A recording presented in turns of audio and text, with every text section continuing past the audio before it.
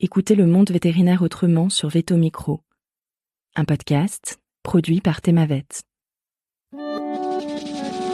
Bienvenue sur la saison 4 de Veto Micro, le podcast numéro 1 de la profession veto. Parce qu'il y a 1000 façons d'être vétérinaire, nous donnons la parole à celles et ceux qui font vivre nos métiers au quotidien. En nous partageant leur parcours professionnel, ils interrogent leurs choix, leurs ambitions et leurs doutes. Au travers de leurs histoires et de leur rapport au vivant, ils questionnent aussi l'avenir de notre profession. Nous sommes Colline, Annabelle, Sophie et Marine, 4 vétérinaires multicasquettes, et chaque semaine, nous vous emmenons à la rencontre de consoeurs et confrères aux parcours multiples, inspirants et parfois inattendus. Vous êtes ici chez nous, mais surtout, vous êtes ici chez vous. Belle écoute! Alors bonjour à tous et bonjour à toutes. On est très heureux d'accueillir aujourd'hui une vétérinaire un peu particulière. Alors pour planter le décor, imaginez-vous une véto qui démarre sa journée au lever du soleil, un petit café à la main, avant de filer sur les routes de Seine-et-Marne pour soigner des chevaux. Quelques heures plus tard, la même enfile son uniforme de capitaine des sapeurs-pompiers pour intervenir sur une urgence. Et le week-end, vous la retrouvez sur les terrains de concours, à cheval ou en bord de piste aux côtés de sa fille voltigeuse. Alors cette femme, c'est Julie Gage, vétérinaire équin passionnée, pompier engagé, cavalière et maman à temps plein. Bienvenue Julie. Merci Annabelle. Alors depuis les mandales forts jusqu'au terrain de cross des Jeux Olympiques, tu vas nous raconter ton quotidien de véto itinérante, les émotions des interventions de secours avec les chevaux et cet équilibre un peu fragile entre passion, famille et engagement. Une vie bien remplie, menée avec beaucoup d'humour et surtout une bonne dose d'énergie. Tu nous donneras ton secret. Dans cet épisode, vous l'avez compris, on va parler de chevaux, de feu, de courage et surtout d'amour du métier. Est-ce que tu es prête ? Oui, je suis prête. Super, alors allons-y. Quand on regarde ton parcours, on a l'impression que tu n'as jamais vraiment ralenti depuis ta sortie d'Alfort. Est-ce que c'était déjà ton tempérament à l'époque ou enfant ? Est-ce que tu as toujours été aussi dynamique ? Oui, je crois que je suis assez dynamique et finalement, je trouve que ça s'accélère au fil des années. Ah. Plus je vieillis, plus j'ai envie d'en faire. Et même quand j'étais petite, en fait, j'ai l'impression que je me mettais des freins qui n'existaient pas dans plein d'aspects de ma vie. Et finalement, avec l'expérience, l'âge avançant, ces freins se lèvent et du coup, ça me donne plein d'énergie et plein d'envie pour entreprendre et réaliser plein de projets. Donc, c'est un peu ça le moteur de ma vie en ce moment. C'est super, tu as déjà des journées bien remplies, mais je doute pas que tu aies plein d'idées pour continuer de les remplir. Qu'est-ce qui t'a donné envie à la base de devenir vétérinaire et est-ce que les chevaux, ça a toujours été une évidence ou c'est un choix qui s'est dessiné plus tard ? Les chevaux, ça s'est dessiné plus tard. En fait, moi, je viens d'une famille mixte, c'est-à-dire que mes grands-parents maternels étaient éleveurs dans le Cantal.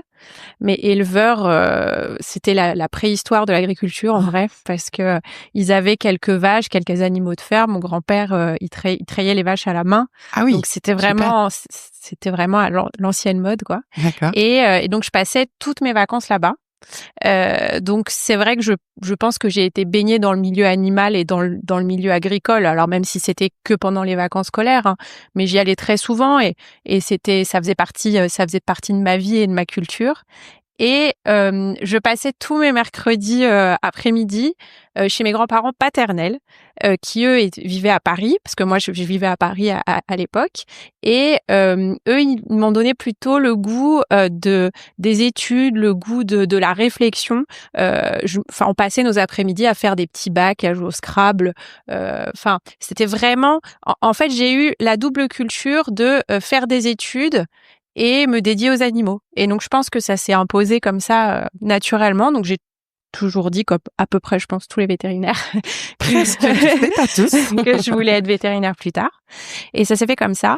Les chevaux, c'est venu après parce qu'en fait, je viens pas du tout d'une famille où on monte à cheval. Tu n'étais pas cavalière enfant? Non, alors mes parents m'emmenaient faire des tours de poney au jardin d'acclimatation. D'accord. Le week-end. Et en fait, j'ai fait de l'équitation quand même plus tard, plutôt pendant l'adolescence. Et c'était pareil, c'était des vacances, c'était des colonies de vacances équestres. On en parlera peut-être tout à l'heure, mais ça a déterminé, ces colonies de vacances équestres, elles ont déterminé mon avenir professionnel. Je te raconterai ça. Excellent. Et donc c'est venu un petit peu plus tard. Quand je suis rentrée à l'école, pour moi, je me suis dit, je vais soigner je vais faire de la rurale, quoi. Et puis assez vite, j'ai dit non, en fait, ce sera de l'équine. D'accord, super. Donc, t'es sortie d'Alfort en 2007. Oui. T'as fait tout de suite un internat. Est-ce qu'il y a des choses particulières qui t'ont marqué pendant tes années d'école? Moi, j'ai adoré l'internat. Ouais.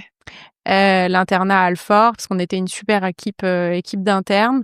Et pour moi, c'était vraiment le moment d'engranger un maximum d'expérience, de rencontrer un maximum de cas pour être prête à travailler. Parce que j'avais conscience, en équine, à mon époque, on était très bien formés d'un point de vue théorique, mais d'un point de vue pratique, il fallait profiter justement de cette année d'internat. Donc l'objectif, c'était vraiment d'en voir un maximum en médecine, en chirurgie, en locaux, au CIRAL. C'était incroyable. Moi, j'ai vraiment adoré. Ça a été mon année préférée, mais ça a été très intense. C'est hyper fatigant un internat, mais pour moi, c'était le moment d'engranger un maximum de connaissances et d'expérience pour être autonome tout de suite après sur le terrain. Plutôt studieux, quoi. Oui. T'avais fait des stages avant dans des cliniques ou dans des structures équines, hospé ou pas du tout? Ouais, justement, j'ai fait à peu près tous les ans un stage à Bailly Vétérinaire. Ah, on en reparlera. Exactement, là où je travaille toujours. Et en fait, je te disais que les colonies de vacances ont un peu déterminé ma vie professionnelle, mais à l'époque, je fréquentais la même colonie de vacances équestre qu'Anthony Siegel. D'accord. Qui est un des associés de Bailly Vétérinaire. Et finalement, quand je suis rentrée à l'école, j'ai appris que Anthony était lui aussi vétérinaire. Donc, je lui ai envoyé un courrier manuscrit à l'époque en disant, écoute, je pense que tu vois pas du tout qui je suis. Mais je tente ma chance. Je viens de rentrer à l'école véto. Et puis, un mois après, il m'a appelé en disant, mais bien sûr, je me souviens de toi. Quand est-ce que tu viens en stage? Et en fait, j'ai jalonné toute ma scolarité de stage chez Bailly. Et en fait, ça a contribué à ma formation, ça a contribué à mon intégration dans la clientèle. Parce qu'en fait, j'ai travaillé à Bailly directement à ma sortie d'internat. Et en fait, tous les clients me connaissaient déjà parce que je traînais là-bas depuis des années. Bien sûr. Mais t'as pas fait du tout d'autres stages dans d'autres thématiques, d'autres pans de la médecine véto qui auraient pu te faire changer d'avis ou qui auraient pu te plaire? J'ai fait les stages obligatoires. Ouais. Mais pas de révélation. Non. Plutôt une confirmation. C'est déjà bien. Oui. Ok, super. Ça, c'est sympa. Donc, du coup, tes débuts chez Bailly Vétérinaire ont été à la fois précoces et à la fois rapides. Oui. Tu te souviens de tes premières semaines sur le terrain en solo et tu t'es sentie super à l'aise du coup, puisque tu avais déjà fait tous ces stages ou tu étais quand même un petit peu stressée? J'étais super stressée. En vrai, j'ai commencé les week-ends de garde pendant mon internat. C'est-à-dire que les rares week-ends que tu avais de libre. Exactement. Ah oui. J'allais bosser, là-bas. En vrai, j'étais super stressée. Je voulais absolument que tout se passe bien et je me disais, mais c'est incroyable, ils me font confiance, ils me laissent une voiture, la clientèle et vas-y. Est-ce que tu avais un soutien, un backup, un peu d'accompagnement? Ouais, ils étaient hyper, ils le sont toujours, hyper disponibles au téléphone pour m'aider. Mais c'est vrai que je sais pas si je pense pas que les clients le ressentaient.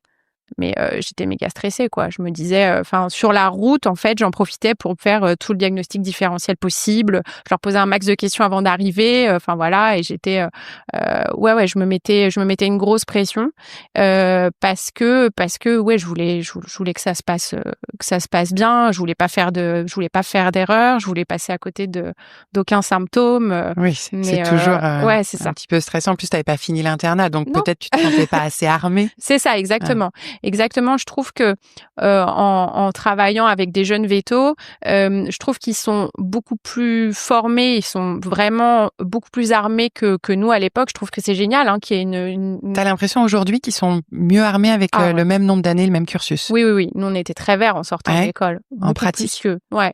Et je trouve ça vraiment très chouette que ça évolue en ce sens-là. Après, le terrain nous forme beaucoup. Le terrain, c'est la suite de notre formation et c'est ce qui nous permet ensuite de progresser, ça c'est évident. Oui, on peut pas remplacer l'expérience. Non. De toute façon, il faut l'acquérir. Ouais. Mais oui, ouais, c'était, enfin, pour moi, ça devait quand même une chance de pouvoir démarrer tout de suite. Je pense qu'il n'y ait pas eu d'intervalle entre la fin de mon internat et le fait de pouvoir travailler, parce que à mon époque, c'était pas si évident que ça de trouver du boulot en équine. Hein. Enfin, il fallait. À l'époque, moi, j'étais en couple avec le père de ma fille, donc qui était installé en Seine-et-Marne. Donc pour moi, c'était vraiment vital entre guillemets que je trouve du travail dans cette zone. Exactement. Donc, ce qui te tombait plutôt bien vu que tu avais ouais. quand même fait des stages, etc. Mais rien ne te garantissait qu'ils auraient une place pour toi à ta sortie. Exactement. Je me suis un peu imposée, quoi. A priori, c'est un choix qui est unanimement accepté vu la longévité de votre collaboration. Oui. Du coup, la vie du veto-équin itinérant, c'est quand même beaucoup de routes, des imprévus, des horaires de malade. Oui. Qu'est-ce qui te fait tenir? La passion. Toujours intacte au bout d'autant d'années. Ouais. Moi, j'adore ça. C'est sûr que c'est fatigant. L'hiver, c'est compliqué. Rentrer dans l'hiver, c'est compliqué. Après, une fois qu'on est rentré dans l'hiver, ça va. Mais oui, c'est la passion. C'est la passion, c'est l'équipe avec laquelle je travaille. C'est hyper important de se sentir bien et on fonctionne à la clinique comme une grande famille, hein. Donc des fois dans la famille on s'engueule et puis c'est sain. Voilà, de se dire exactement. les choses. Mais c'est ce climat de travail là, la passion bien sûr et les clients. Tu as quoi comme type de clientèle? Moi j'ai une clientèle plutôt de loisirs et de sport. J'ai pas une clientèle de course, on n'a pas trop de chevaux de course dans le secteur. Je suis très proche d'eux. Je sais pas si c'est bien ou si c'est pas bien, mais en tout cas, je fonctionne comme ça. Et en plus, t'es cavalière, donc on en reparlera tout à l'heure. Exactement. C'est vrai que ça crée une connivence particulière parce qu'ils, quand même, ils savent que les problèmes qu'ils rencontrent, en tout cas à cheval, ils peuvent t'en parler et tu peux décoder, vous parlez le même langage. Oui, c'est ça. C'est pas toujours évident quand on n'est pas cavalier soi-même de bien comprendre leurs attentes. Exactement. En tout cas sportives. Et ils me connaissent, ils me voient le week-end aussi. Enfin, je veux dire, ils me voient quand je travaille pas. Oui, donc, la frontière pro-perso. Il y a un peu un mélange des genres. Ouais. mais je pense que c'est un peu le propre du veto-équin. Je pense. Notre téléphone, il sonne beaucoup tout le temps, mais c'est le métier et c'est comme ça. C'est pas, ça me dérange pas. Et oui, moi, je trouve que on a quand même un grand rôle social finalement. On soigne des chevaux, hein, bien sûr, c'est ça, mais je pense que, enfin, j'ai déjà été confrontée à des situations tout au long de ma carrière où je me suis dit ah ouais, en fait, vraiment, ok, je soigne le cheval, mais je soigne les gens. Et j'ai la chance d'évoluer dans une clientèle qui est quand même super sympa, super attentive aussi à moi. Enfin, je veux dire, moi, des fois, il y a des gens qui me disent Julie, t'as l'air fatiguée en ce moment. Bienveillant et un peu protecteur. C'est super. Et franchement, je me lève aussi tous les matins pour eux. Ouais, ça fait partie des choses qui te permettent aussi d'être très épanouie et utile. Et te sentir utile. Exactement, je me sens utile. Je me sens utile et à ma place. C'est top. Et quand tu dis que tu adores ça et que c'est un moteur, qu'est-ce que tu aimes le plus dans ce métier au quotidien? Et à l'inverse, quelles sont les choses un peu les plus délicates ou les moins agréables à vivre dans le quotidien? Donc à part cette entrée dans l'hiver, mais en même temps, on est dans la thématique là. C'est ça, exactement. Pile poil dans la transition. Moi, j'aime bien les urgences. Ouais, l'adrénaline. Ouais, j'aime bien ça. J'aime bien m'adapter en fait, parce que dans un contexte d'urgence, il faut s'adapter au contexte. Parfois, on est dans des conditions compliquées. Parfois, il faut faire avec les moyens du bord. Il faut faire avec la motivation des propriétaires, avec leurs possibilités, avec ce qu'ils ont envie et ce qu'ils peuvent faire ou pas faire.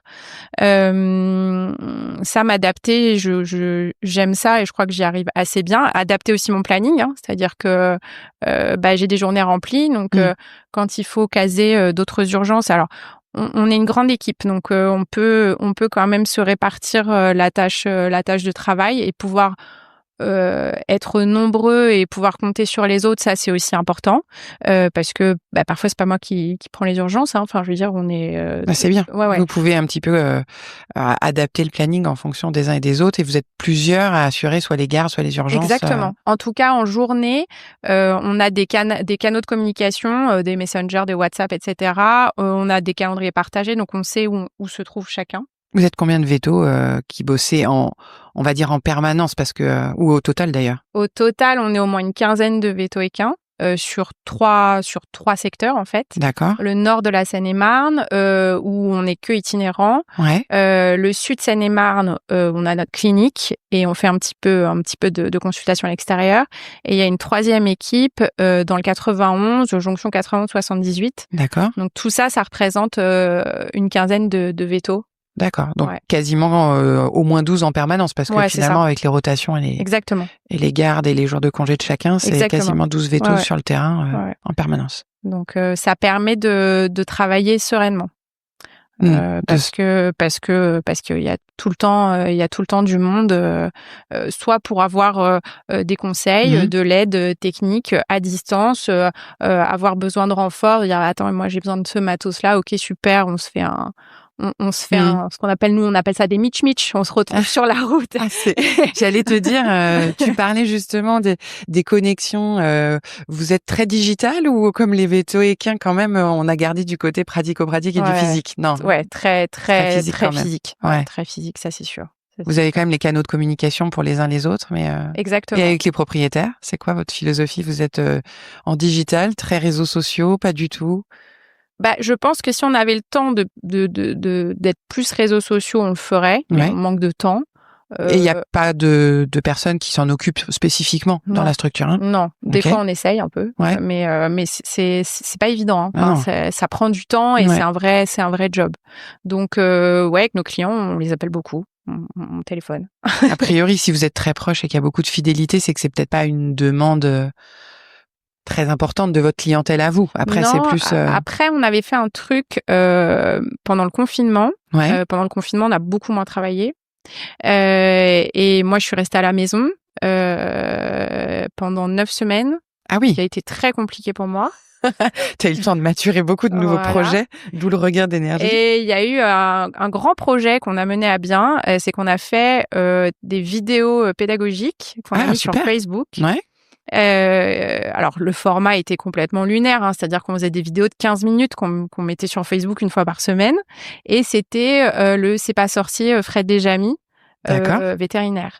Donc moi j'étais à la maison, donc je faisais Jamy, donc je faisais des maquettes avec ce que je trouvais souvent c'était du recyclage, quoi. Je veux dire, j'ai fait une maquette de poumon avec un bidon de lessive, enfin faut être inspiré. C'est ça. Et Anthony Siegel qui était sur le terrain, lui il faisait Fred, donc il était sur le terrain, et donc c'était les applications. Enfin, on en a fait quelques-unes. Franchement, on s'est régalé à faire ça. Ça prenait énormément de temps. C'est chronophage, mais bon, après, c'est très pédagogique, c'est ludique. Ouais. Et ça a été, mais c'est encore une demande des clients de dire quand est-ce que vous refaites un épisode. Mais moi, j'adorerais refaire ça. Et puis peut-être se faire aider pour faire ça proprement avec des moyens. C'est vrai qu'on voit beaucoup. Alors, il y a des choses très différentes. Il y a de la vulgarisation. Il y a, je sais que par exemple, il y a des structures qui filment énormément, de plus en plus de chirurgie, etc. On peut toujours se poser la question de savoir où est la limite, mais mine de rien, ça a l'air quand même d'être une attente de savoir ce qui se passe. Et on avait aussi l'occasion de recevoir une véto qui bosse aux États-Unis et qui nous disait que chez eux, ils ont un concept d'hôpital ouvert où les propriétaires suivent partout dans la structure leur animal et voient l'envers du décor, les coulisses, etc. Et c'est vrai qu'on se dit toujours, il y a un côté parfois un peu pervers des réseaux sociaux, mais il y a aussi un côté informatif qui est aussi sans fin, et on se dit c'est un très bon vecteur d'infos fiables, et qui mieux qu'un véto pour passer des messages importants de médecine vétérinaire. Exactement. Et puis c'est vrai que nous, c'est ce qu'on fait sur le terrain. Enfin, je veux dire, moi, le propriétaire, il est avec moi, le propriétaire ou le responsable d'écurie, il est avec moi de A à Z. À aucun moment, je prends le cheval, je me mets dans un coin. Enfin, voilà. Donc, puis on a besoin d'eux, et ils participent aussi aux soins. Parce que je suis toute seule, j'ai 2 mains, nous, on travaille sans assistant, donc, ils sont là avec nous. Donc, cette idée de transparence, de pédagogie, de message qu'on peut faire passer, de participation à la démarche de soins, en fait, pour moi, c'est naturel, complètement. Ouais, complètement. Et du coup, tu disais que ça fait 15 ans que tu étais dans cette structure et qu'effectivement, vous fonctionnez un peu comme une famille. Qu'est-ce qui t'attache spécialement à cette structure-là et à cette région aujourd'hui? T'as pas le sentiment du tout d'avoir fait le tour? Parce qu'après, on peut se dire, je suis dans ma zone de confort, ils sont top, je me sens bien, mais j'ai envie d'aller explorer autre chose ou voilà. Non, j'ai pas cette envie-là. Enfin, Ouais. je me sens vraiment bien. Ma vie s'est construite autour de ça. Ma vie professionnelle, ma vie perso, ma vie familiale, mes loisirs. Et en fait, je me pose pas cette question-là parce que je me sens super bien, quoi. Ça, Donc, c'est le bon point d'ancrage. ouais. Et puis après, tu crées tes opportunités autour. Exactement. Ouais. Ok. C'est ça.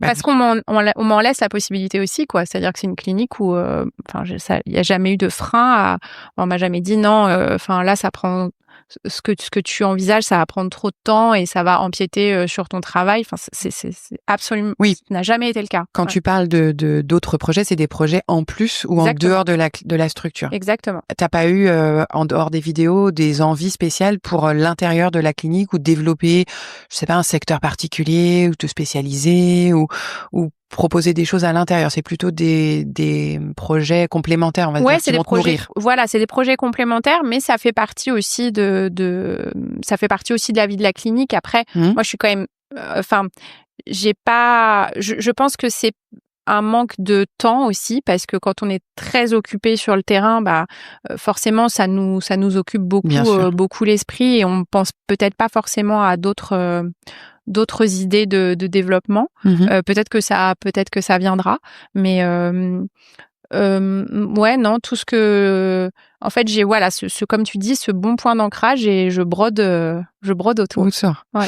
Voilà, on va parler de broderie, mais alors là c'est pas une petite broderie, c'est-à-dire que ton premier grand projet qui est complètement en corrélation, c'est quand même d'être devenu capitaine des sapeurs-pompiers. Donc ça doit être depuis 3 ans, c'est ça? Depuis 2022. Officiellement, ouais, c'est ça. Bon, en réalité, j'imagine que c'est une histoire qui est plus ancienne entre eux et toi. Ouais. Alors comment ça a commencé? Qu'est-ce qui t'a attiré dans cette collaboration avec les pompiers? En fait, je pense que ça faisait 15 jours, 3 semaines grand maximum que je venais de finir mon internat et que je travaillais du coup. Historiquement, quand les pompiers avaient une intervention concernant les chevaux et qu'ils avaient besoin d'un vétérinaire, ils nous appelaient nous. D'accord. Et c'est ce qui s'est passé. Sauf que moi, j'avais pas du tout connaissance de ça. C'était la petite surprise d'accueil. Voilà, et que un samedi soir, le bip sonne et c'est les pompiers qui demandent un vétérinaire pour aller chercher une jument qui est dans l'eau, quoi. Ah oui. Voilà. Donc c'est pas l'urgence classique. Non, c'est donc j'ai dit ok, très bien, j'y vais. Et là, quand j'ai vu le nombre de camions, les gyrophares dans tous les sens. Ah, et la mobilisation. Qu'est-ce que c'est que ce truc? Et un peu comme les chevaux, je me suis fait toute petite, j'ai baissé le garrot comme ça, là je suis rentrée.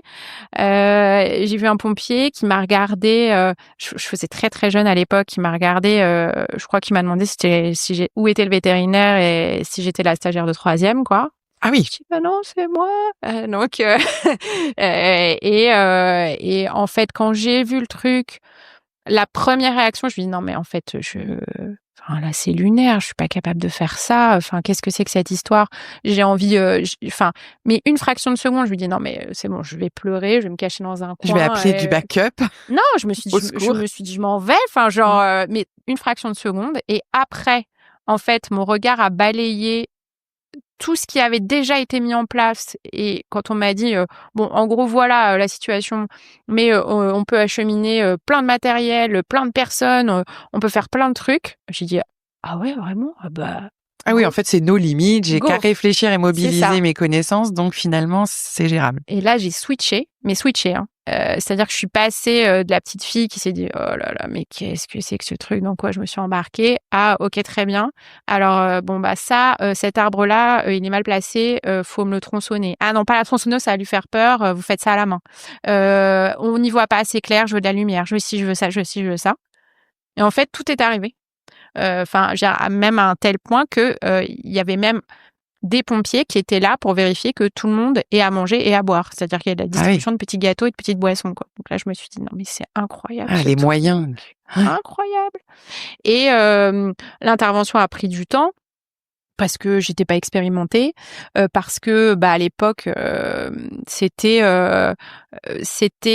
moins organisé, c'est-à-dire qu'on avait beaucoup de moyens, mais c'était moins structuré, moins organisé. Ça s'est fait de manière remarquable au sein même des rangs des pompiers plusieurs années après. Et ce qu'ils font aujourd'hui, c'est juste dingue. Et on a sorti la jument, et la jument, elle avait rien, quoi. Et c'était incroyable. Ça a pris combien de temps? Je crois qu'on y a mis 5 heures. Ah oui, quand même. Ouais. Aujourd'hui, en 1h30, ce serait bouclé. Oui, mais même 5 heures, c'est super d'avoir réussi déjà et qu'en plus, il y ait 0 séquelles parce que c'est long. Elle avait rien. Donc, ce truc-là, je suis sortie, j'étais vidée. Mais je dis, c'est génial, c'est ça que je veux faire, quoi. Et cette jument-là, je l'ai revue 14 ans après, dans un trait. Ouais, elle était toujours là. Incroyable. Bon, elle est morte il y a, quand même. Il y a 14 ans après. C'est un truc de la revoir, c'était un chouette truc. Donc ça, c'est le premier contact et c'est presque au tout départ de ton. Ah oui. Donc c'était il y a 15 ans. Ouais. Et qu'est-ce qui fait qu'est-ce qui fait que tu bascules ensuite ou que tu as envie d'aller intégrer l'équipe des sapeurs-pompiers, et comment ça se fait? En fait, j'ai toujours gardé de très bons contacts avec Céline Deleuze, qui est en fait la chef, la responsable des pompiers animaliers en Seine-et-Marne. D'accord. On a toujours eu des contacts, même occasionnels, mais enfin, on s'est toujours parlé des interventions, on s'est recroisés sur intervention, et on s'est toujours dit toutes les deux que ce serait chouette que je rentre un jour. Et elle a eu connaissance d'une vague de recrutement de vétos, donc elle m'a dit c'est le moment, c'est maintenant. Donc j'ai envoyé mon CV, ma lettre de motivation, et j'ai été recrutée officiellement. Donc voilà, c'était il y a quelques années, mais en fait la collaboration, elle s'est faite de manière pas vraiment officieuse, mais en tout cas assez naturellement, sans que je sois engagée en tant que pompier. Ça s'est fait au fur et à mesure des années, et en fait on a fait beaucoup d'interventions ensemble. Et puis voilà, maintenant c'est officiel, et ça permet d'ouvrir plein de portes en plus, parce que ça permet de faire de la formation, ça permet de réfléchir à du développement de matériel, ça permet de participer un petit peu au maillage territorial des équipes. Enfin, c'est juste moi j'adore ça, c'est juste génial. Tu m'étonnes. Et du coup, c'est quoi un petit peu une intervention type, ou est-ce que tu as une mission un peu marquante qui te permettrait de nous expliquer un peu, par exemple, à partir du moment où on t'appelle, comment ça se passe et quel est le process pour que tu te rendes sur les lieux, et comment tu agis une fois que tu es sur place? Alors, je peux être appelée de deux manières. Soit je suis appelée par les propriétaires du cheval, parce que je suis déjà leur vétérinaire. Traitant, oui, exactement. Et dans ce cas-là, j'interviens en tant que vétérinaire privé. D'accord. Ou alors je suis appelée par les pompiers, parce que ils ont été eux appelés par les propriétaires du cheval, exactement, qui a sollicité leur intervention. Quelqu'un s'est rendu sur place, enfin en tout cas une première équipe de pompiers s'est rendue sur place, a dit ok, là il faut des moyens, il faut de l'aide technique, donc il a sollicité l'équipe de pompiers animaliers qui sont spécialisés en secours animalier, et moi. Donc généralement je suis déclenchée à la demande des animaliers. Ils disent bon là ok, on a besoin d'un veto pour nous aider. Donc ça c'est les deux façons pour moi d'entrer sur l'intervention. Ça peut se faire aussi, si moi je suis appelée en premier par les propriétaires et que eux n'ont pas appelé les pompiers, je peux appeler les pompiers. Oui, ce que j'allais dire, est-ce que tu as une différence de moyens du coup? Est-ce que quand tu interviens en veto privé, si tu n'appelles pas les pompiers, tu n'as pas non plus les mêmes moyens? Alors que exactement. Si tu veux faire un sauvetage ou intervenir avec les moyens des pompiers, il faut mobiliser ce canal-là. Exactement. Et en plus, ça se fait, je le fais maintenant parfois même avant d'arriver sur les lieux, c'est-à-dire que quand les gens m'appellent, je me dis oulala, ça va être hyper délicat. Je demande une photo, je fais une visio, comme ça, j'ai un peu une vue sur le contexte, sur l'environnement, pour gagner du temps. si je sais que j'ai besoin d'eux, je les appelle quand je suis en route. Je leur dis, on se donne rendez-vous à tel endroit et il n'y a pas de sujet, il n'y a pas de problème pour que le délai d'intervention soit raccourci en fait. D'accord. Ils sont OK pour me rejoindre directement en fait, sans qu'il y ait, c'est pas qu'on perd du temps, mais si on en perdrait un petit peu, c'est-à-dire que en fait, s'ils attendaient que tu sois sur les lieux, que tu fasses un rapport entre guillemets, un état des lieux, de dire ça nécessite de mobiliser, etc. Ça a fait perdre quand même des précieuses minutes. Exactement. Et après, en fait, avec les pompiers animaliers, on se concerte sur ce qu'on va faire. C'est-à-dire que moi, je prends le temps d'évaluer le cheval. Ça me permet de savoir s'il faut qu'on se dépêche. Si on peut prendre un peu plus de temps et assurer un peu mieux la sécurité du cheval, la sécurité des gens, la sécurité environnementale, etc. Ça me permet aussi d'évaluer si ça vaut le coup. Parce que parfois... Parfois, ça vaut pas le coup. Parfois, ça vaut pas le coup. Parfois, je me trompe. Parfois, je me dis, non, mais franchement, là, on va pas se lancer. On a très peu de chance et au final... Faites pas venir 30 personnes... Et parfois je me trompe, je me suis trompée. Il y a je pourrais te la raconter, cette intervention était incroyable, mais j'ai dit franchement, les mecs là. Bah vas-y, on t'écoute. C'est génial. Au contraire, ça donne aussi un bon aperçu de se dire que parfois on a des animaux qui se battent vraiment et qui veulent survivre. Hein, donc ça vaut le coup d'essayer de leur donner une chance. Exactement. Et puis en plus, pour les pompiers, une vie, c'est une vie. Il faut aller au bout de la mission. Alors, aller au bout de la mission, ça ne veut pas forcément dire que l'animal survit, même si c'est dur à encaisser pour eux. Hein. C'est-à-dire quand il y a une euthanasie à la fin, c'est hyper dur pour eux. Ils le vivent très mal. Mais la mission, elle est pas ratée pour autant. C'est-à-dire que la mission, c'est d'extraire un animal du piège dans lequel il se trouve. C'est ça notre mission. Et ça, notre mission, on la remplit toujours. Ça n'est jamais arrivé qu'on remplisse pas notre mission. D'accord. Et donc, pour en revenir à cette intervention, c'était juste après le Covid. C'était une jument qui avait plus de 30 ans, enfin, on avait dit 30 ou 32 ans, qui était couchée, envasée dans une espèce de mare asséchée d'une grande prairie.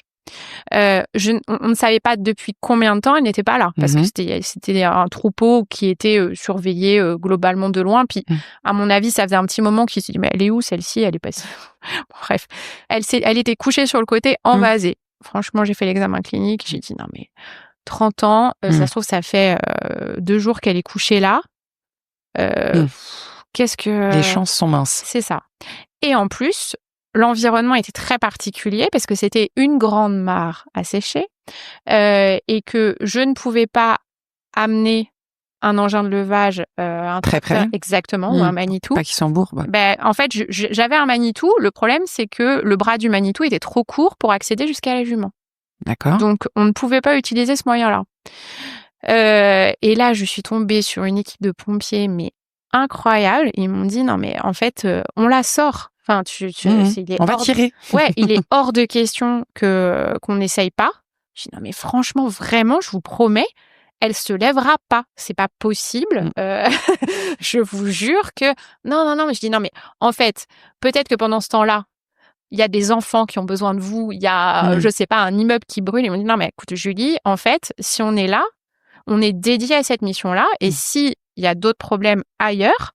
Ça sera d'autres équipes. Exactement. C'est organisé. Ça doit pas être une préoccupation pour toi. Je dis, bah ok, mais bon, là, donc déjà, il faut qu'on creuse, qu'on la tire. Il va falloir trouver un moyen de la lever. Je dis, ok, t'inquiète. On appelle le secours déblaiement. J'ai dit, qu'est-ce que c'est que le secours déblaiement? C'est une unité spéciale. C'est une unité spéciale.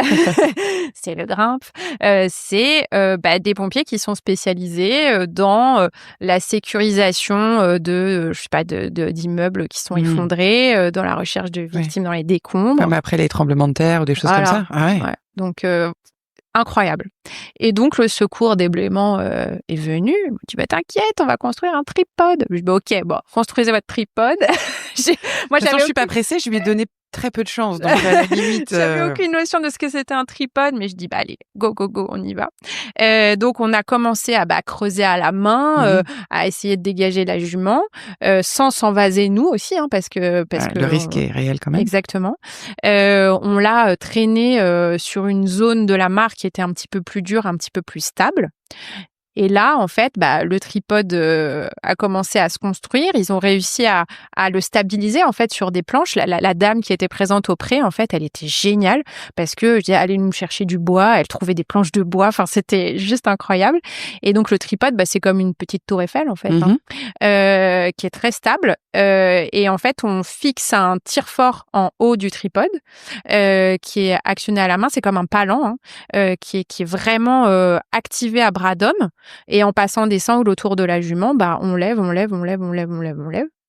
Et puis une fois qu'elle était redressée, j'ai dit, ah non, mais là, faut pas qu'elle s'envase, etc. Donc on a fait un plancher de fortune avec les morceaux de bois de la dame. D'accord. On a attendu un peu qu'elle se stabilise. Je l'ai perfusée un petit peu. Je lui ai fait des anti-inflammatoires. On lui a donné à boire, on lui a donné à manger. Et elle est repartie, quoi. Incroyable. Et en fait... Ça fait plaisir de se tromper dans ces cas-là. Oui, exactement. On est content. Et j'ai gardé plein de photos, plein de vidéos de cette intervention.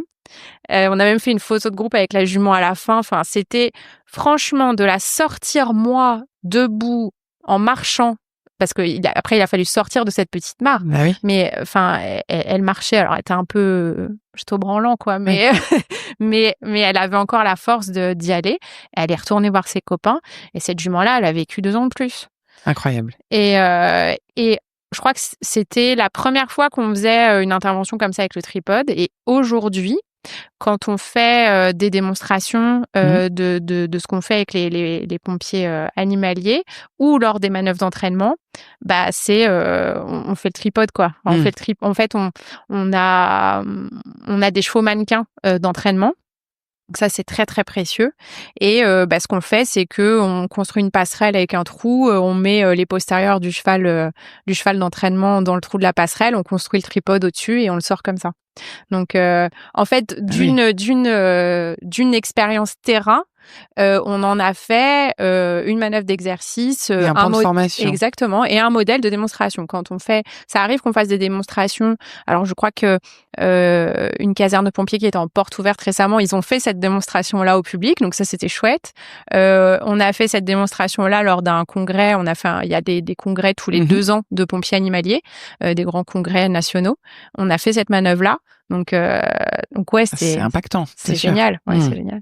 Quand tu parlais des pompiers animaliers, ils ont quoi comme type de profil?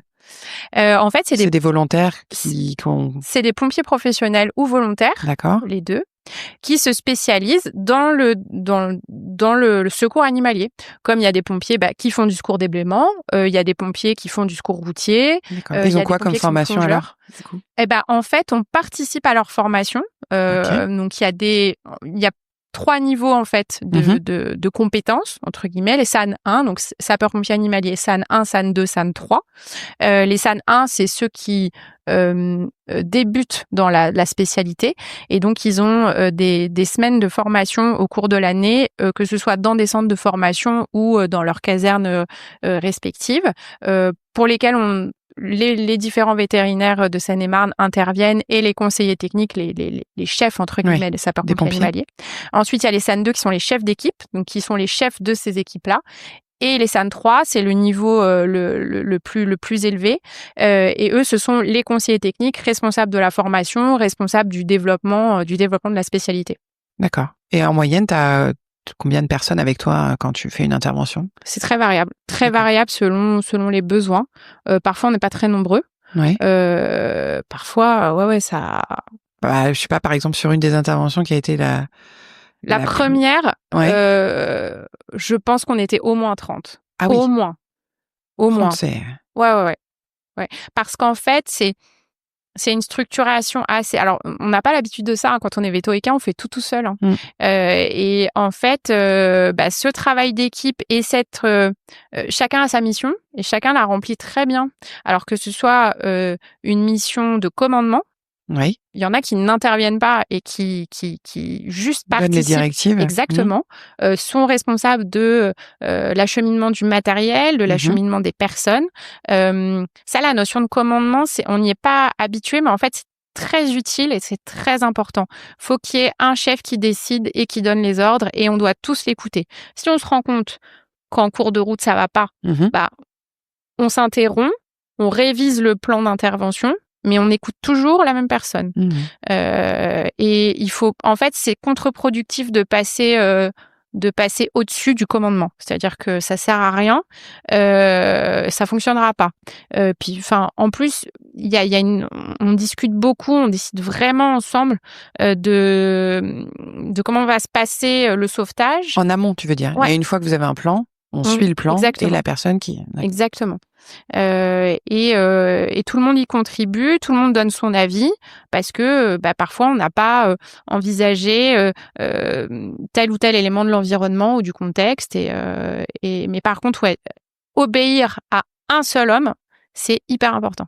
Hyper important. Et depuis que tu es rentré, toi, dans les sapeurs-pompiers, est-ce que les vétos, vous avez des formations particulières ou des choses que vous apprenez dans le cadre des sapeurs-pompiers? Oui, D'accord. on est formés nous aussi. On peut se former à d'autres choses aussi, hein. Moi, j'ai participé, par exemple, je voulais faire une formation de téléanesthésie et cette formation, elle était couplée à la manipulation des serpents venimeux. Ah, c'était ma question d'après, c'est bien. Est-ce que tu ne fais que les chevaux ou est-ce que Oui, tu peux être appelée sur... Alors, en fait, moi, je sais pas faire autre chose. Je suis pas efficace pour le reste. Je suis pas compétente. Je le dis, hein. Enfin, je veux dire, moi, j'aime bien faire les choses, donc je fais les choses que je sais faire. Je veux bien me former pour le reste, mais j'aime pas trop improviser. Je me sens pas à l'aise. Je me sens pas légitime. Et la grande chance qu'on a dans notre département, c'est qu'on est plusieurs vétérinaires et chacun a sa spécialité et qu'on a décidé de s'organiser entre nous pour, même si on n'est pas d'astreinte, pour se contacter et dire bon voilà, moi quand il y a un chat dans un moteur, j'appelle au secours, je dis bon, il y a un chat dans un moteur, bon, je sais, je peux y aller, je suis d'astreinte, ok, mais juste, qu'est-ce que je fais, je l'injecte quoi, je fais comment pour évaluer son état, est-ce qu'il y a un risque si je l'anesthésie, etc. Et si il y a un confrère qui connaît très bien les chats dans les moteurs et qui est dispo et qui veut bien y aller à ma place, il y va, il y a pas de sujet. J'imagine qu'il serait content aussi de te dire j'ai une jument au fond d'une mare à sécher. Exactement. Qu'est-ce que je fais? Je préfère te la laisser. Exactement. Et si jamais on n'est pas disponible, en fait ça c'est toujours ultra bien présenté. Oui, parce que tu dis si je suis pas d'astreinte, je suis pas de garde, mais ça se répartit comment aujourd'hui entre tes gardes pour la clinique, le temps pour les pompiers, etc. Ça se superpose. D'accord. Donc par exemple, si tu es de garde pour la clinique et qu'on t'appelle pour les pompiers, c'est ok d'y aller? Ok. Aucun problème. Vraiment, enfin, il y a pas de sujet. Même, enfin, si je suis dans ma journée de travail et que je dois m'interrompre pour aller faire une intervention avec les pompiers, il y a pas de problème. Parce que je pense aussi parce que mon secteur d'activité, il est très large, ma zone géographique d'intervention, et que comme je suis pompier dans le même département, souvent les gens qui appellent les pompiers, ce sont déjà les clients de la clinique. Donc c'est normal. C'est un service aussi quelque part. Ils comprennent que si un jour ça concerne l'un de leurs chevaux, ils seront bien contents aussi que tu te rendes disponible. Exactement. D'accord. Ça superpose et pour les pompiers, en fait, j'ai une semaine d'astreinte par mois à peu près où je dois être joignable 24 heures sur 24. D'accord. Je reçois des textos quand il y a des interventions avec les animaux. Comme ça, moi, ça me permet de me dire ce truc-là, ça va peut-être bouger, donc il va peut-être falloir que j'y aille. Donc ça me permet de me préparer à m'organiser, exactement. Et puis oui, voilà, on s'appelle entre nous pour se répartir les interventions. Après. Finalement, comme les pompiers sont très compétents, très structurés, très organisés, qu'ils ont développé énormément de matériel et qu'on participe à leur formation, ils ont de moins en moins besoin de nous Et je trouve que oui, c'est d'accord. super. Sur beaucoup Ouais, d'interventions, exactement. finalement, ils jugent qu'ils sont Ah aptes oui. et ils mènent l'intervention sans appeler le veto. Exactement. Le poney dans la piscine, maintenant, c'est plus D'accord. un problème, quoi, je veux dire. C'est top aussi parce que ça permet Ouais. d'avoir une grande marge de manœuvre. Exactement. Et tu disais que à ton époque, au départ, c'était un peu tacite que vous aviez un partenariat avec la clinique étant donné vos compétences et le nombre de vétos. C'est toujours le cas aujourd'hui, c'est-à-dire s'il y a un autre veto de bailli qui est de garde et que toi t'es pas dispo pour X ou Y raison, ça peut être ce veto qui va bosser avec les pompiers. Exactement. En fait, c'est le propriétaire a toujours le choix du vétérinaire qu'on appelle, c'est-à-dire que on dit, les pompiers lui disent voilà, on va avoir besoin d'un veto. Est-ce que vous voulez appeler votre veto? Si oui, est-il disponible rapidement? Ou est-ce que vous souhaitez qu'on appelle le veto des sapeurs-pompiers? Exactement.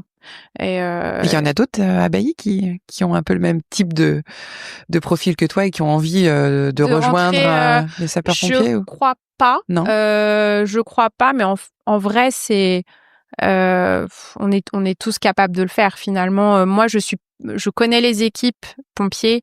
Je suis très habituée au matériel, donc et je connais le matériel. Donc pour moi, c'est très évident et c'est rapide à mettre en application. Mais je pense que c'est pas. Ça n'a pas suscité d'autres vocations aussi intenses, mais par contre, ils sont tous capables de le faire, effectivement, dans le cadre de leur garde. Ouais, Okay. Tout à fait. Ça, c'est top. Tout à fait. Est-ce que ça a changé quelque chose dans ta vision de ton métier de veto, de faire toutes ces interventions d'urgence un peu à haut risque et avec des moyens très différents et avec surtout beaucoup plus de personnes? Non, ça n'a pas trop changé ma vision parce que c'est vrai que cet esprit collaboratif, même si on le fait pas avec les pompiers, quand on arrive dans une écurie et qu'il y a une grosse cata, enfin, je veux dire, on peut appeler l'écurie d'à côté qui a un tracteur qui va venir. Enfin, cet esprit d'entraide, il existait déjà. Donc, non, ça n'a pas changé ma vision du métier. En revanche, ça me donne plein d'idées, quoi. Ça, je crois que ça me refait dévisser un petit peu du côté folles idées de développement de trucs. Enfin, moi, pour moi, c'est génial tout ce qu'on peut faire et j'ai envie de tester plein de trucs, quoi.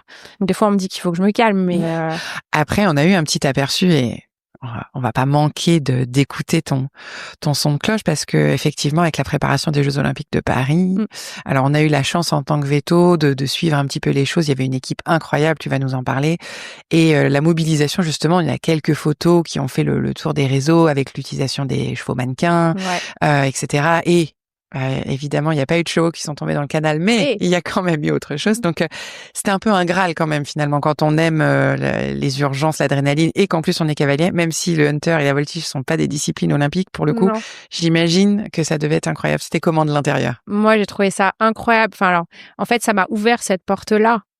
Et je pouvais pas rêver mieux. J'ai trouvé ça fou. Je peux pas dire que je souhaitais qu'il y ait un cheval qui tombe, mais ça m'aurait. Je crois que j'aurais adoré sauter dans le canal pour mettre en pratique tout ce que vous aviez préparé. On l'avait fait à l'entraînement. On a eu la chance de se baigner dans le canal avec les chevaux mannequins, mais c'était juste incroyable de pouvoir mettre en application ce qu'on sait faire. Moi, je faisais partie de l'équipe, mais en fait, chez les pompiers, il y a une façon de faire qui est zonale. Donc, comme ça se passait dans les Yvelines, il fallait que ce soit les équipes des Yvelines qui soient à la manœuvre. Exactement. Et j'ai eu la chance d'intégrer, même si j'étais du 77, d'intégrer le projet et d'y participer.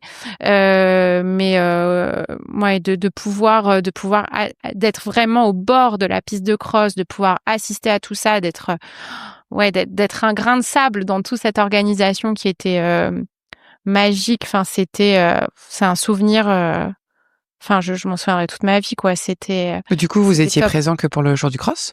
On était présent un petit peu avant. Ouais. On a eu pas mal de journées de préparation des mois avant, hein, voire je crois. Oui, parce qu'il y avait une très grosse équipe. Hein. Exactement. Il y avait plus de 100 vétérinaires qui ont été mobilisés pour l'événement. Et du coup, effectivement, même si l'équipe sapeurs-pompiers, c'est un rôle particulier, au total, il y a eu quand même énormément de vétérinaires mobilisés. Exactement. Et c'est vrai que l'épreuve de cross, ça fait partie de celle qui est peut-être la plus accidentogène, ou en tout cas considérée en tant que telle. Oui. Et donc, dans le parc de Versailles, ça pouvait présenter des aspects particuliers qu'on n'a peut-être pas vus dans d'autres lieux des Jeux Olympiques, parce que la configuration du site faisait que vous avez sûrement dû préparer en amont certaines choses qu'il n'y aurait pas eu ailleurs. Exactement. Il y a eu des réunions de préparation les années précédentes pour essayer de réfléchir, pour évaluer quelles étaient les zones à risque. Nous, on devait gérer le risque de chute éventuelle d'un cheval et de son cavalier dans le canal. C'était ça notre... C'est ciblé comme mission. Oui, c'est très précis. Mais il y avait 4 zones à risque qui étaient différentes. La hauteur d'eau, par exemple, elle était plutôt imprévisible parce qu'elle variait selon la pluviométrie, selon la saison. On connaissait pas très bien le fond du canal parce que c'est historique, infos donc voilà, donc c'était il fallait vraiment que chacune des 4 équipes soit hyper rodée, prête à intervenir. Donc on s'est entraîné, on a mis des chevaux mannequins à l'eau, on les a sortis, la planification, enfin du déroulé de l'intervention, c'était millimétré, quoi. On savait exactement ce que chacun devait faire à chaque instant. Il y avait donc à la fois un vétérinaire, des pompiers animaliers et aussi des plongeurs qui assuraient notre sécurité. Parce que voilà. Et si un cheval tombait dans l'eau, fallait qu'il sorte immédiatement. Enfin, il sortait. Enfin, c'était c'était et on était prêt à ça. Et ce qui a été... Bon, aucun cheval n'est tombé. J'ai envie de dire fort heureusement, mais je comprends la petite pointe de déception qu'on entend dans ta voix. Non, je peux pas dire ça, mais c'est vrai que se sentir prêt et pouvoir le mettre en application, c'est... Oui, puis surtout peut-être aussi vérifier que tout ce que vous avez fait, en fait, est réaliste et permet d'agir et d'arriver à sauver le cheval. Exactement. C'est aussi gratifiant de se dire que ce que vous avez fait, ça fonctionne bien et que ça peut être répété. Et finalement, on en a eu la preuve parce qu'il y a eu cette petite biche qui est tombée. C'est pas le même gabarit, mais c'est la même manœuvre quand même. Contre, la manœuvre, elle a été mise en place de A à Z comme c'était prévu. Et ça a hyper bien marché. En fait, la chose qui a été inventée un petit peu pour l'occasion, c'était le fait de faire un périmètre aquatique. C'est-à-dire que on s'était dit qu'un cheval qui tombe à l'eau et qui n'est pas blessé, de toute façon, ce qu'il va chercher à faire, c'est nager pour regagner la berge et sortir. Sauf que il peut nager dans toutes les directions, qu'il y a du public partout. Et donc ça, il fallait vraiment l'anticiper. Et donc le fait d'avoir pensé à gonfler comme un gros boudin qui permet de... C'est un tuyau, mais c'est des tuyaux à incendie. Hein. Enfin, c'est un tuyau qu'on gonfle et qui permet de définir un périmètre aquatique et de rabattre le cheval dans la zone où on veut le sortir. Ça se fait en très très peu de temps. En fait, il y avait un plongeur qui était sur ce qu'on appelle un sea-bob. C'est une espèce de planche motorisée qui permet de nager plus vite et qui en fait lui déployait le tuyau. D'accord. Et quelqu'un depuis la berge le gonflait. Et hop, là il y avait un périmètre et c'était. Et ça définit la zone d'intervention. Exactement. Et ça évite. Exactement. Pendant que le reste de l'équipe allait au contact de l'animal et contribuait à sa sortie de l'eau. J'ai une question qui me vient, j'avais pas du tout pensé, mais on parle IA partout, digitalisation, intelligence artificielle. Ça vous arrive de l'utiliser pour envisager les scénarios et de se dire, tiens, il peut se passer ça, pas sur le moment, mais en amont de se dire, tiens, si on avait telle ou telle configuration, quels seraient les différents plans d'attaque possibles? Écoute, jamais. Jamais. C'est bien, comme quoi il y a parfois encore besoin beaucoup de l'humain. Mais tu me donnes une idée. Tu me donnes une idée. Ça, tu vois, je pense que ce serait hyper utile. Alors, je n'y connais absolument rien. C'est pas du tout mon domaine. Mais par exemple, sur des accidents de la route avec des chevaux. Je pense que ce serait hyper utile pour intervenir rapidement en toute sécurité, quoi.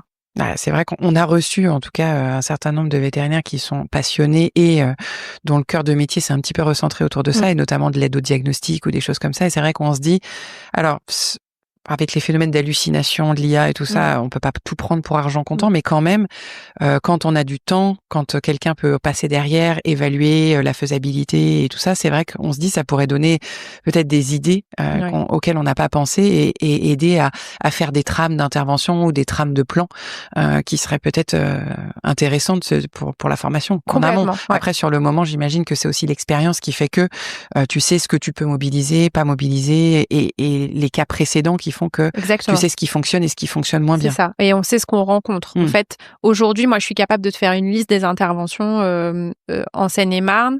Je pense que cette liste-là, elle n'est pas du tout valable dans un milieu de montagne, tu vois. Oui, clairement, la topographie du terrain et l'utilisation des chevaux et de leur mode d'hébergement.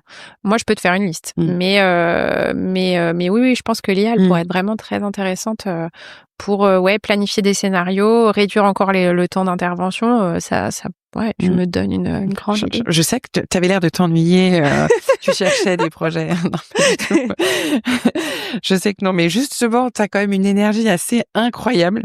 Et t'es un peu toujours sur tous les fronts. Comment est-ce que tu arrives à trouver ton équilibre entre ton métier, ta fille, ton engagement pompier, et tu trouves encore le temps de monter à cheval? C'est assez incroyable. Ouais, c'est pas que je m'oblige à le faire, ça se fait naturellement. J'ai des journées très remplies.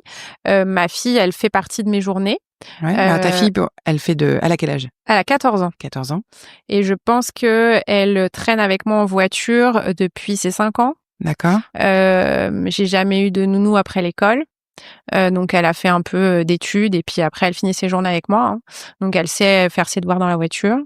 Elle est très adaptable elle aussi finalement. Ouais. Elle connaît le métier. Enfin, ça s'est toujours passé comme ça.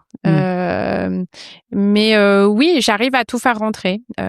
C'est un rythme qui est fatigant parfois. Hein, mais parce qu'elle fait de la voltige. Oui. Donc à assez bon niveau, j'imagine, parce qu'elle fait de la compétition. Donc elle a un rythme d'entraînement qui doit être assez soutenu. Elle a 5 entraînements par semaine. Oui, auquel tu l'amènes. Oui. Donc c'est quand même son papa l'emmène un petit peu aussi. Ouais. Mais il y a ça à faire, et ça rentre.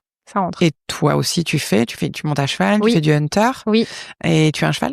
Oui, j'ai ma jument. Que je vois tous les jours. Et tu arrives à monter combien de fois par semaine?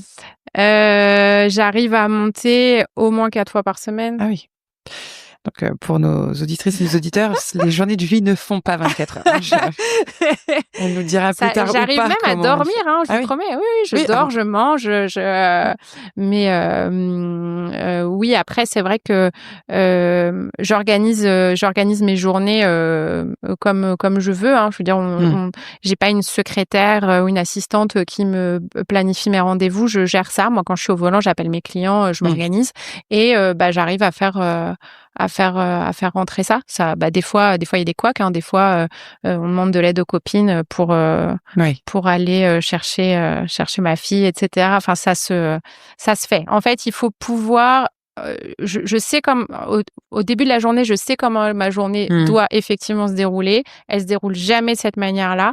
Par contre, je suis hyper entourée et j'ai plein de solutions pour m'aider à me réorganiser. T'es pas dans le stress de te dire c'est pas possible, ça rentrera pas, il faut que j'enlève des choses. De toute façon, il y a toujours du backup pro ou perso. Ça finit toujours par rentrer. Ouais. Ça c'est super. C'est une chance. C'est une chance. C'est ce qui permet de tout faire. En même temps, tu le crées. L'environnement dans lequel tu continues d'évoluer, c'est hyper important. Elle le vit bien du coup, ta fille, ce rythme un peu effréné? Ouais. Je crois, elle est contente. Je veux dire, quand elle part l'été un peu en vacances, parce que l'été, ça me permet aussi de souffler un petit peu parce que j'ai plus les horaires d'école. Il y a la voltige qui s'arrête au mois d'août, donc du coup, je ralentis un peu mon rythme et ça me fait du bien aussi. Hein, c'est important. Mais quand elle rentre, elle dit quand est-ce qu'on reprend la course? Ah oui. Ouais. Elle a pas du tout envie d'être vétérinaire. C'est ce que j'allais te dire. Ça l'a soit créé une vocation, soit ça l'a vaccinée. Non, pas spécialement. Ça l'a pas vaccinée, mais elle dit non. Ça c'est pas, je sais pas, c'est pas ce que j'ai envie de faire. Bien sûr qu'elle voit les contraintes, mais elle s'en plaint pas. Et mais non, c'est pas, enfin, elle connaît plein de trucs. En plus, elle serait plutôt pas mal formée. Hein, parce oui, que... j'imagine qu'elle a dû déjà voir beaucoup de choses, entendre beaucoup de choses, et à leur âge, ils sont assez perméables. Donc en plus, elle doit être. Mais non, elle a pas envie de faire ça. Mais je trouve ça. Elle a d'autres idées, ou elle veut être voltigeuse? Non. Alors ça, non. Ça, alors mon cœur ne tiendrait pas. C'est moins dangereux que d'autres choses. Hein, la voltige, moi, je trouve ça hyper dangereux. Mais... j'ai très très peur quand je la vois. Je suis admirative et à chaque fois, je suis effrayée. Elle est seule ou elle est en groupe? Elle voltige en groupe? Ah, les deux. Oui. Un super groupe. Enfin, franchement, ça fait combien de temps qu'elle fait ça? Ça fait pas si longtemps. Elle a fait que 2 saisons. Mais alors, la progression en voltige, elle est plutôt très rapide. C'était un sport équestre que je ne connaissais absolument pas et que je découvre. Et l'évolution des niveaux, elle se fait, moi, je trouve, extrêmement rapidement. Ouais, elle était cavalière d'équitation classique avant? Elle a toujours monté, mais elle préférait s'occuper des chevaux plutôt que de les monter. Ouais. Ça, elle a toujours été dans le soin, vraiment, hein, mais depuis toute petite. Et elle n'avait pas trouvé sa discipline. Et un jour, alors qu'elle m'accompagnait sur une compétition de hunter, il y avait de la voltige en même temps. Génial. Et en fait, elle est allée voir ce qu'il faisait. Et je l'ai rejoint en quelques minutes après. Elle a mis un quart d'heure, 20 minutes à se rendre compte que j'étais assise à côté d'elle. Et elle m'a dit, maman, c'est ça que je veux faire. Ouais. Donc, c'est un bonheur de pouvoir l'accompagner dans cette passion-là. C'est top. Ouais. C'est super. Alors, en plus, il y a un petit peu moins de contraintes, entre guillemets, parce que c'est pas un cheval par personne. Non. Donc, c'est quand même un cheval de voltige qui est détenu par la structure, etc. Exactement. Donc, c'est un peu comme si elle prenait des cours, mais c'est pas pareil que d'avoir son propre cheval à s'occuper tous les jours. C'est ça. Mais elle y va quand même beaucoup. Ouais, 5 fois par semaine, c'est... Oui. C'est déjà bien engageant. Exactement. Ça, c'est sûr. C'est pas trop fatigant, cette ambiance de compétition. T'arrives toi aussi à mener de front la double saison? Ouais, saison de compète de hunter et saison de compète de voltige. Oui, de toute façon, le week-end, soit je suis le garde, soit je suis hunter, soit je suis en voltige. Ça ralentit un peu l'hiver parce qu'il y a un peu moins de concours. Mais en gros, c'est ça le rythme. Après, maintenant, il y a des indoors dans tout, hein, donc. Ouais, voltige. Même, hein. Voltige. Alors moi, je suis pas très indoor et puis ça fait du bien aussi de faire un petit break l'hiver. Et la voltige, c'est que l'indoor. Finalement, ils sont tout le temps en manège. Mais la saison, elle est très courte. Elle va de mars à mi-juillet parce qu'en fait, ils passent l'hiver à élaborer leur programme. Ah oui, ok. Donc la saison de compétition est courte et après c'est l'entraînement qui est... Exactement. Okay. Exactement. Très courte et très intense. Moi, je trouve que dans tout ce que je fais le week-end, le plus fatigant, c'est la voltige. Ah oui. Parce que... Pour pas très long en plus, parce que... Ouais. Finalement, mais en fait, le programme, c'est assez court, donc c'est beaucoup de déplacements. Tu restes en région parisienne ou il y a des... Bien sûr que non. Ça serait trop simple. Non. Quand on se déplace en France, on change de région et on se déplace aussi, ils font des concours internationaux. Donc, oui. Déjà, avec juste 2 ans de pratique, exactement. Elle est déjà en compétition internationale. Mais l'année dernière, première internationale. C'est pour ça que c'est une discipline qui est pas très connue, c'est un peu une niche. Et pourtant, on a beaucoup de Français très, très, très performants. Hyper bon. Ouais. Hyper bon, hyper accessible. En plus, ils sont hyper sympas, les voltigeurs. Enfin, je veux dire, tout le monde peut aller discuter avec le champion du monde, quoi. Ah, ça, c'est top. Ouais, hyper sympa. Ils signent des autographes aux petits jeunes et tout. Franchement, c'est une chouette discipline avec un très, très gros staff derrière. Hein. Enfin, il faut que... Ce qui te correspond bien, vu que tu as insisté sur la force du collectif, etc. Oui. Donc, j'imagine qu'en plus, c'est assez agréable d'avoir ce collectif-là. Exactement. Ouais, c'est génial. Que ce soit pour la gestion des chevaux. Alors moi, je me dédie. Enfin, quand on se déplace en groupe, moi, je suis plutôt à l'écurie et des parents de voltigeurs qui sont pas du tout équitants, ils vont s'occuper de faire les jolies coiffures, les beaux chignons, de faire à manger pour tout le monde. C'est un must d'avoir un parent veto quand même dans l'équipe. Ils doivent être contents. Ouais, frac, oui. Ouais, quand même. C'est chouette. Ouais, c'est un petit confort. C'est ça. Écoute, il nous faudrait peut-être un kiné aussi pour les enfants. Kiné ostéo, c'est vrai que c'est sympa. C'est des choses qu'on mobilise plus quand c'est des disciplines olympiques, c'est vrai, mais on se rend pas compte de tout ce qu'il y a derrière dans des disciplines annexes. Exactement. Qui ont en fait un fonctionnement qui est incroyable et pareil, tout aussi exigeant. Hein, d'ailleurs, c'est pas parce qu'il n'y a pas la visibilité qu'ils n'ont pas un planning, un nombre de compétitions, des sélections et un planning très exigeant. Donc, exactement. C'est vrai que... Exactement. Les chevaux ici, ils ont un planning dingue. Et ils sont très courageux, ces chevaux-là. Ils travaillent beaucoup. Ils travaillent de manière très intense et beaucoup. Enfin, ils sont. Moi, je trouve que les chevaux de voltige, ils sont. Ouais, et puis ils ont des caractéristiques assez particulières quand même, parce que mine de rien, ils sont toujours, en tout cas dans le travail, ils doivent avoir un galop très c'est assez facile pour que les voltigeurs et voltigeuses puissent évoluer. Exactement. Et en même temps, c'est assez souvent la même main. Donc, dans le travail au quotidien, en dehors de leur pratique de voltige, ça doit nécessiter une préparation très spécifique. Exactement. C'est plutôt des chevaux. Alors, on s'oriente en plus vers des chevaux de dressage. Oui, grand gabarit, chevaux de dressage porteurs. Et aujourd'hui, il y a sur les juges qui sont en bord de piste, il y a un juge qui ne se consacre qu'au cheval. D'accord. Donc, ça fait évoluer aussi la discipline dans la notion. Il regarde quoi la notion de bien-être animal. D'accord. Beaucoup. En piste et hors piste ou que en piste? Alors hors piste, oui, parce que à chaque compétition amateur, pas club mais amateur, il y a une visite vétérinaire. Ah super. Donc ce qui n'existe pas dans d'autres disciplines. non. Hein. Donc il y aurait une compétition amateur, un cheval d'amateur 4 qui est un cheval qui voltige principalement au pas, qui fait un peu de galop mais qui voltige principalement au pas. Il y a une visite veto. D'accord. Donc c'est quand même déjà une prise en compte. Ouais. Pour le bien-être animal, alors il regarde que le nombre de voltigeurs soit pas trop important sur le cheval, que les poids soient bien répartis, qu'on le choque pas, qu'on le déséquilibre pas. Ouais. Et il y a aussi une note sur les aptitudes du cheval, ses allures, son obéissance, la qualité de son galop. Donc les chevaux évoluent aussi. Maintenant, le cheval sympa qui était un peu porteur, qui avait pas des allures dingues qu'on utilisait pour la voltige, on les voit moins. C'est plutôt des super chevaux de dressage qui ont les allures waouh quoi. Donc c'est des chevaux français?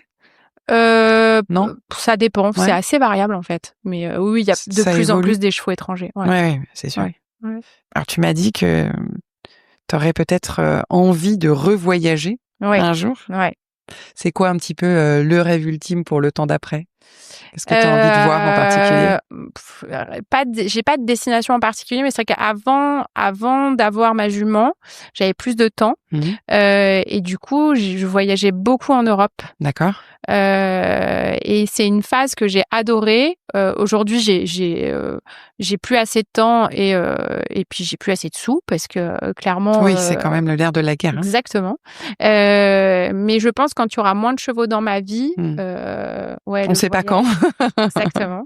Mais ça me manque pas, mais je sais que j'y reviendrai. Ça c'est sûr. C'est sûr. C'est riche aussi de pouvoir voyager. Ouais. Mais toujours dans une optique de. Moi, ce que j'aime dans le voyage, alors c'est voir des choses, découvrir des choses, mais c'est aussi rencontrer des gens. Et je pense que les gens, c'est un moteur de ma vie. C'est vrai. Tu as fait des on va dire des petites expéditions en sac à dos où tu vas, un peu. Et en plus, ma fille, elle était toute petite. J'ai fait des trucs. Je me dis à posteriori, quand même. T'es partie toute seule. Alors c'était pas des destinations risquées, voilà.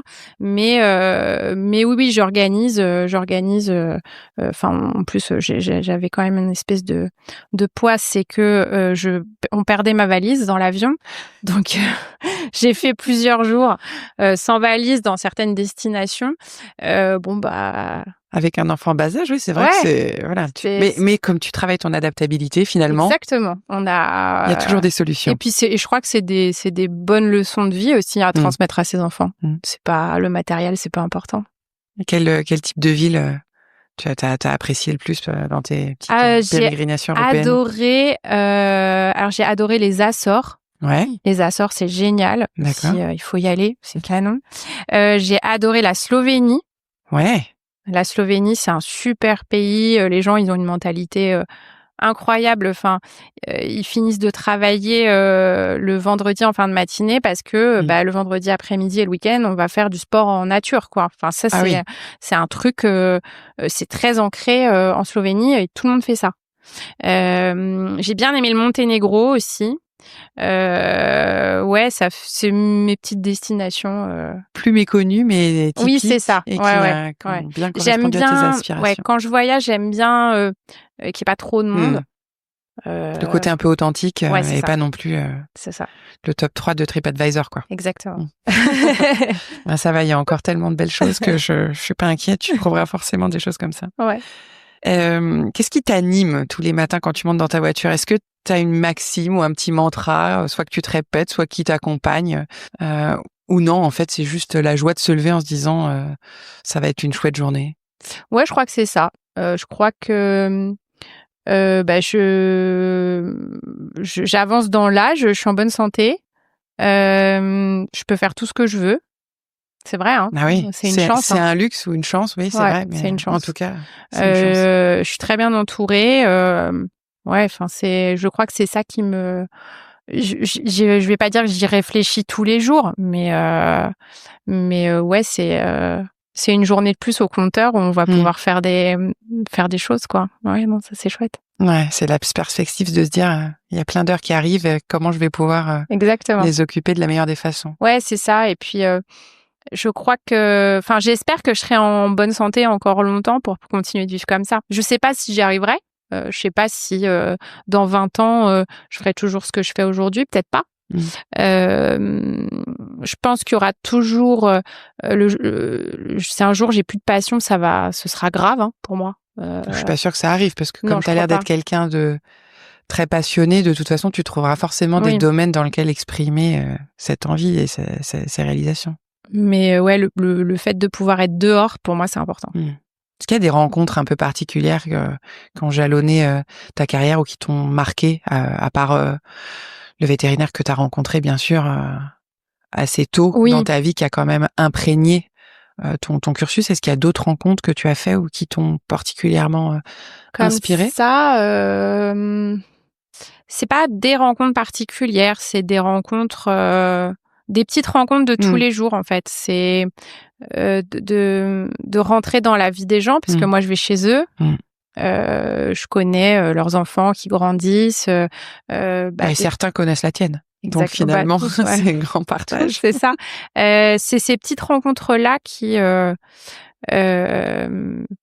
qui nous font nous rendre compte que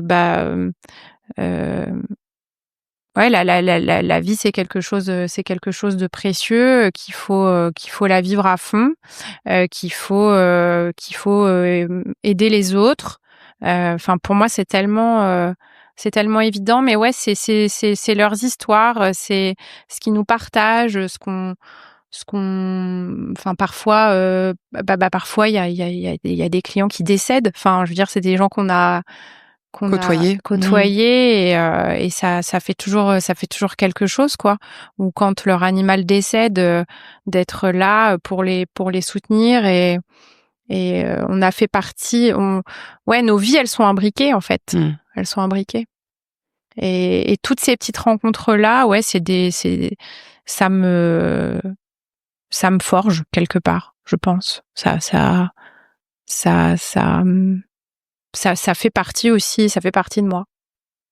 Est-ce que tu as l'impression que, tout à l'heure on parlait des jeunes vétos que tu trouvais un peu plus aguerris, plus équipés, plus formés, est-ce que, parce qu'on parle souvent de cette génération-là, la génération Z, ou peut-être d'une difficulté de compréhension ou de conciliation entre les générations précédentes, ou peut-être une différence de vision de notre métier, peut-être?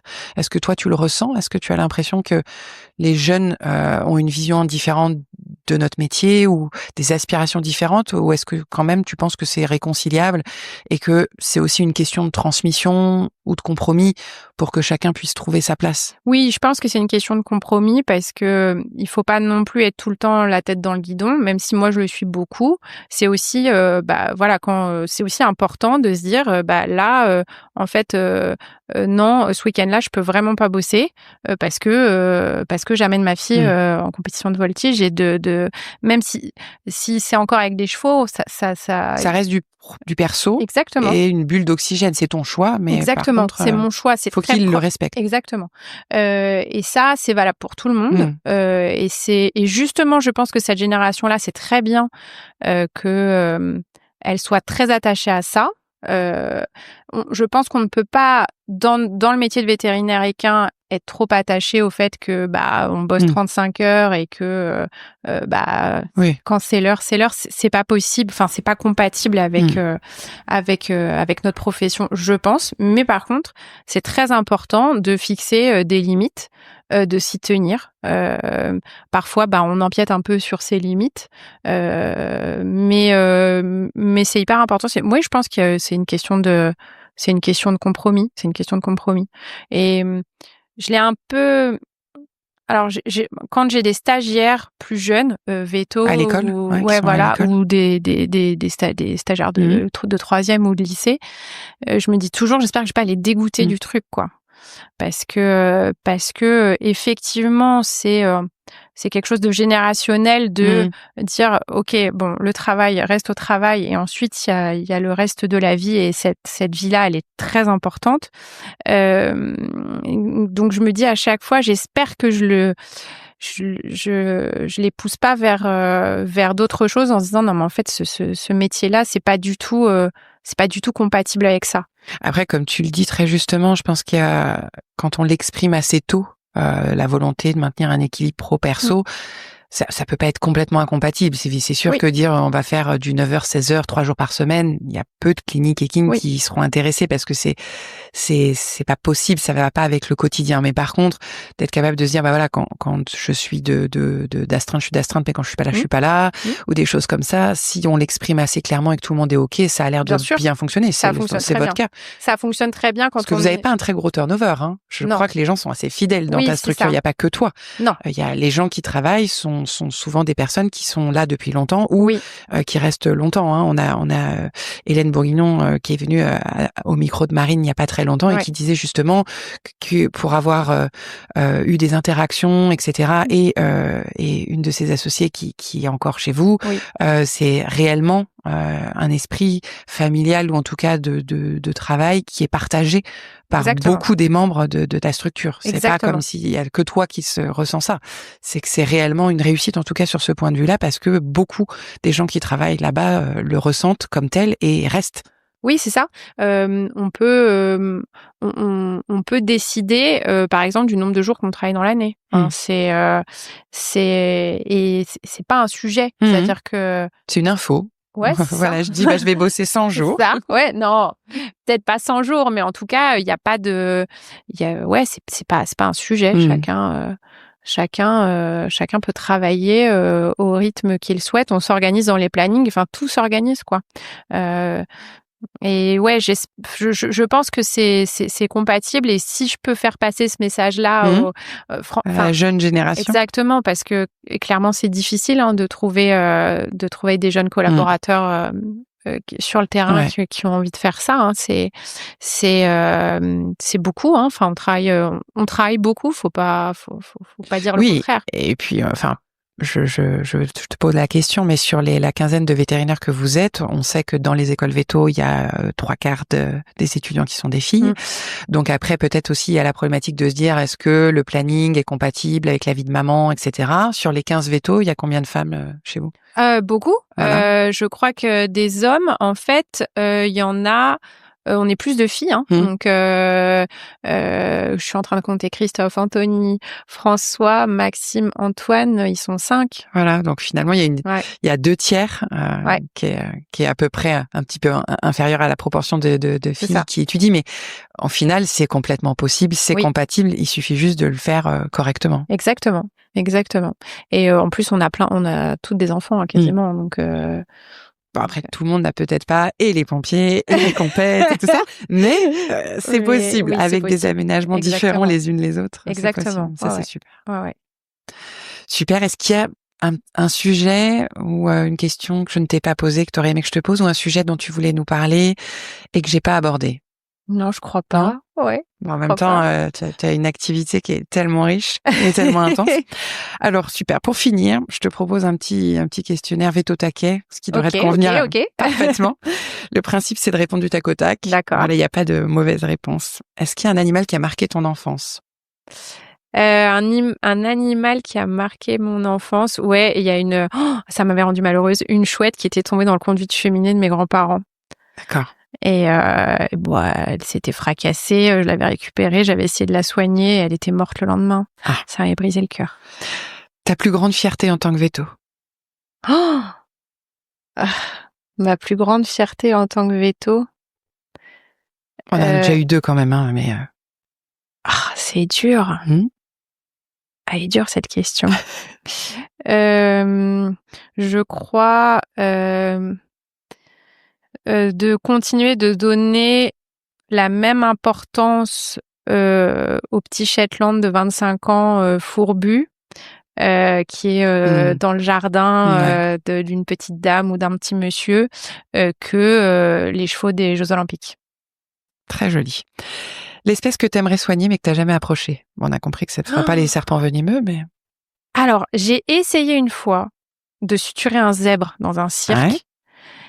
C'est très méchant, un zèbre. C'est très dur. J'ai eu aussi la chance d'intervenir sur un zèbre qui n'était pas très très bien anesthésié. Je m'en souviens encore. Donc j'aimerais bien m'attacher à étudier un peu plus le comportement du zèbre pour pouvoir au moins lui faire une IV et le sédater. Le patient le plus surprenant que tu as eu à soigner? Ah, je suis sûre que je vais répondre à un truc et après, dans 1 heure, je vais dire non, mais pourquoi tu vas parler de celui-ci? Je le mettrai dans le synopsis.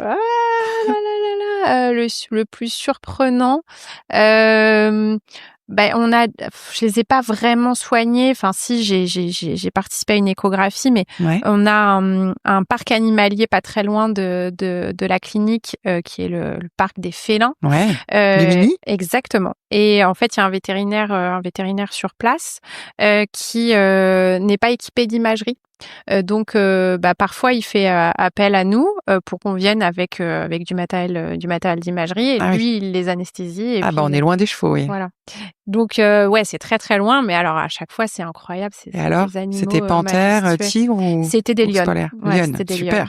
C'était des lionnes. Et puis, dans les entraînements qu'on fait avec les pompiers, il y a un des vétos qui avait veto dans un autre parc animalier aussi, le zoo d'Ati. Et puis la dernière fois qu'on est allé chez lui, il a dit si vous voulez, on essaie d'attraper les crocodiles. J'ai dit non, on n'attrape pas les crocodiles. Donc bon, c'était les lionnes, c'est bien. C'est bien. Ton super pouvoir pour simplifier une de tes journées sur le terrain. Mon super pouvoir. Qu'est-ce que tu aimerais avoir? Un hélico. Ça va. Ah ouais. Ah non, mais alors un hélico? Je pense qu'on peut. L'hélico, c'est un rêve. Franchement, je pense qu'un jour j'y arriverai. C'est un rêve depuis très longtemps. Si je pouvais me déplacer en hélico, je ferais plus de choses dans la journée. Et puis j'aimerais tellement développer des trucs d'hélico avec les chevaux de sauvetage.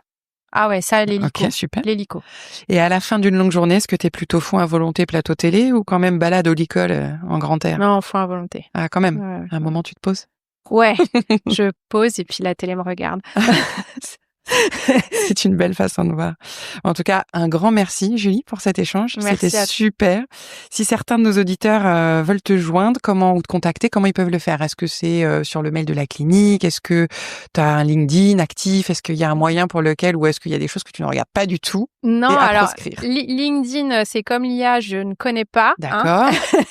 Je suis de la vieille école. Mais oui, on peut me contacter par mail. Mon mail, c'est dr.juliegage, tout attaché, @gmail.com. Okay. On peut me contacter à la clinique. On peut appeler à la clinique, le message me sera transmis. On peut me contacter via Messenger sur Facebook. C'est parfait. Voilà. Ça c'est très bien. Tous les moyens sont bons. C'est impeccable parce que ça aura peut-être suscité des questions et ou des vocations avec la richesse du parcours que tu as partagé. Et donc, on ne manquera pas de transmettre tout ça. On vous souhaite à toutes et à tous une très belle fin de journée en fonction du moment à laquelle vous écoutez ce podcast. Et on vous dit à très bientôt. Merci beaucoup, Julie. Merci, Annabelle. Merci d'avoir écouté cet épisode de Veto Micro. Si le cœur vous en dit, partagez-le à vos amis et à vos collègues. Abonnez-vous au podcast et mettez-nous une note de 5 étoiles avec un gentil commentaire. C'est ce qui nous permet de remonter dans les classements et de donner de la voix à la profession. Si vous souhaitez participer à Veto Micro, nous suggérer des invités ou tout simplement nous écrire, faites-le sur l'adresse podcast@themavet.fr. Prenez soin de vous et à la semaine prochaine pour écouter une nouvelle façon d'être vétérinaire.